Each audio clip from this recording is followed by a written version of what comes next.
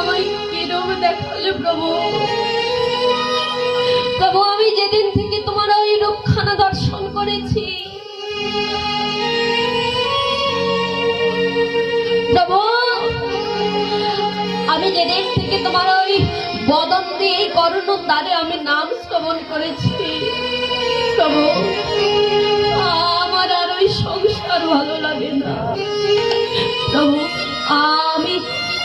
আমি না তোমার ওই দলের মধ্যে যোগ দিতে চাই, তুমি আমায় নেবে প্রভু, বলো না প্রভু। তোমার ওই দলের যে পার্শ্বদগণ আছে তাদের মধ্যে আমাকে কি একটু নেবে?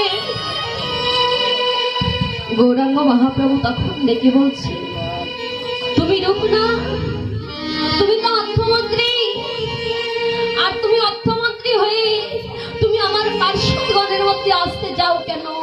তুমি কি জানো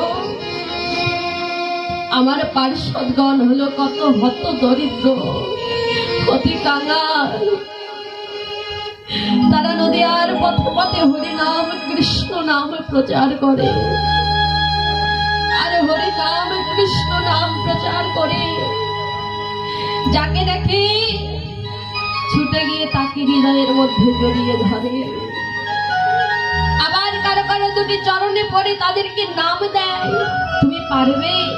তুমি অর্থমন্ত্রী হয়ে পারবে? তুমি ওই ভিখারি যারা, যাদের দেখতে হলো ভিখারি, যারা অতি দরিদ্র, যারা নিচু জাতি, তারা উঁচু জাতি, তুমি পারবে তাদের চরণে গড়াগড়ি দিয়ে প্রণাম করতে, তাদেরকে হরি বল বলাতে?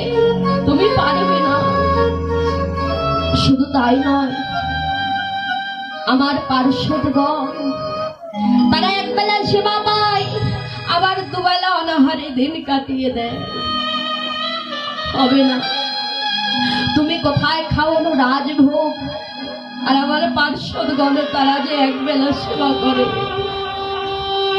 তোমার দ্বারাই হবে না। তুমি যাও, আমার সম্মুখ থেকে তুমি চলে যাও, তোমার দ্বারাই হবে না।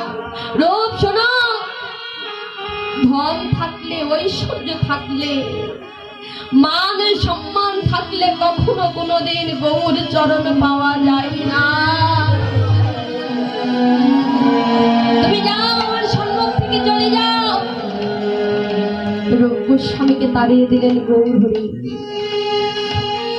রূপ গোস্বামী ফিরে গেলেন নিজ গৃহে। গৃহে গিয়ে একদিন যায়, দুদিন যায়, তার আর অন্য কোনো কিছু ভালো লাগে না। খেতে পারে না, ঘুমোতে পারে না বাবা। যতদিন যায় ততই যেন পাগলের মতো হয়ে যায়।